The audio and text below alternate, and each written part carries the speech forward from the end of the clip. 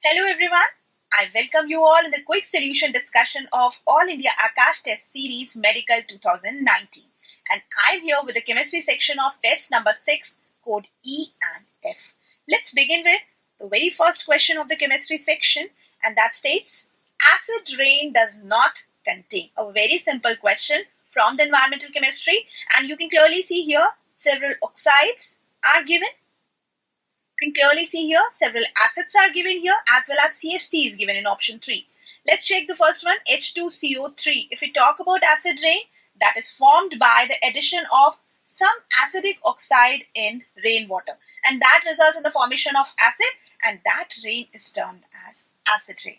If we talk about H2CO3, in this case carbon dioxide get mixed with water to form H2CO3, and that occurs in case of acid rain, and that's why acid rain contains this H2CO3. Further, if I talk about HNO3, that is formed by oxidation of NO2, and further it get mixed with water to form HNO3, nitric acid, and definitely it is due to the presence of the oxides of nitrogen in air.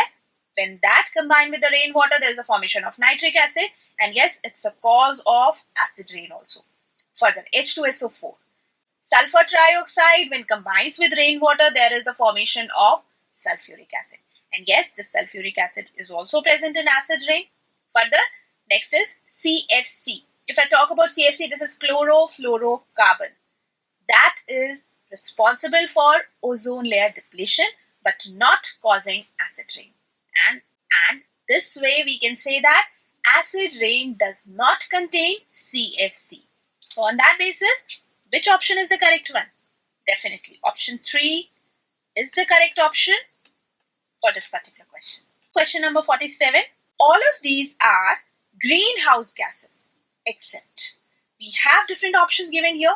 If we talk about greenhouse gases, these are those gases which have the nature to trap heat, and these are responsible for the heating of our environment. Greenhouse gases are generally water vapor, methane, as well as ozone, but not the carbon monoxide. And yes, on the basis of this, we can answer that carbon monoxide is not a greenhouse gas. That's why all of these are greenhouse gases except carbon monoxide. So the answer is option 4. Let's take next question. Question number 48. 7 gram of organic compound containing nitrogen is treated by Zeldal method, and ammonia released is absorbed in 80 ml semi-molar H2SO4. Now, volume of the resulting solution is made to 400 ml by dilution process. 20 ml of this resulting solution requires 30 ml of N/20 NaOH for complete neutralization. Percentage of nitrogen in the organic compound you just need to find out. In this particular case, we just want to find out the amount of nitrogen, and we should always know that milli equivalent of nitrogen are equal to the milli equivalents of ammonia gas. With the help of that, we will find out the percentage of nitrogen. First thing that you should do here is the calculation of milli equivalents of H2SO4. These are the total milli equivalents of H2SO4 that I'm just going to calculate here. Molarity is given semi-molar. It means 1/2. What is N factor? That's 2. Normality we have. Just multiply volume to find out the milli equivalent. 80 ml of this solution you are taking. It's correctly given in the question. 80 ml.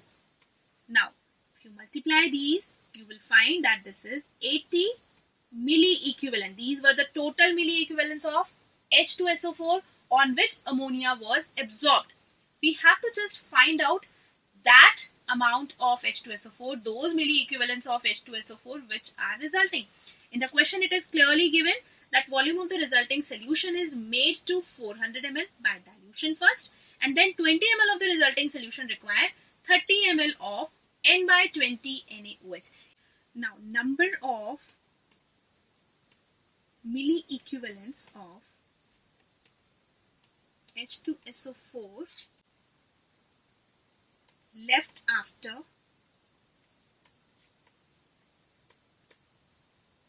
absorption of ammonia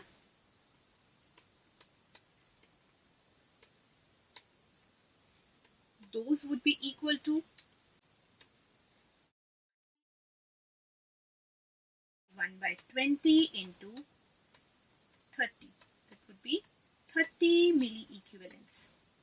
These are the milli-equivalents of H2SO4 left after absorption of ammonia. These are 30 milli-equivalents. And now you need to just find out the percentage of nitrogen in the compound. And that you can find out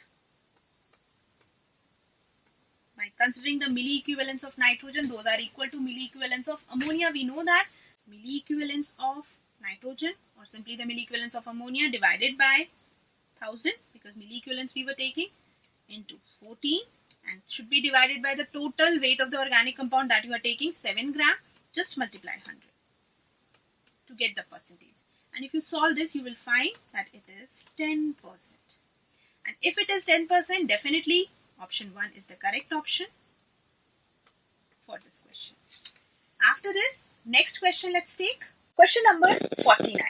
In the detection of phosphorus, yellow precipitate obtained is due to the formation of, just recall the process of detection of phosphorus in an organic compound. What you did in that case? In that case, we take the organic compound, it is oxidized to phosphoric acid. Further, ammonium molybdate is added to it to form a yellow colored precipitate. That yellow colored precipitate is ammonium phosphomolybdate. So, that is due to the formation of yellow colored ammonium phosphomolybdate. And this is that yellow colored precipitate, and where it is correctly given here in option 3, you can clearly see the correct formula is NH4 whole thrice PO4.12 MOO3, and that's why I'm just choosing this as the correct option. After this, the turn for question number 50. Which of the following organic compound is purified by vacuum distillation? Just recall, vacuum distillation is done for all those compounds which generally decompose on their boiling point or before their boiling point. For their purification, we use the technique of vacuum distillation. And if you look at the given options, glycerol, chloroform and aniline, you will identify that in case of glycerol, it happens. It decomposes before its boiling point, sometimes till its boiling point. So, we use the technique of vacuum distillation in this case, and that's why option 1 is the correct option for question number 50.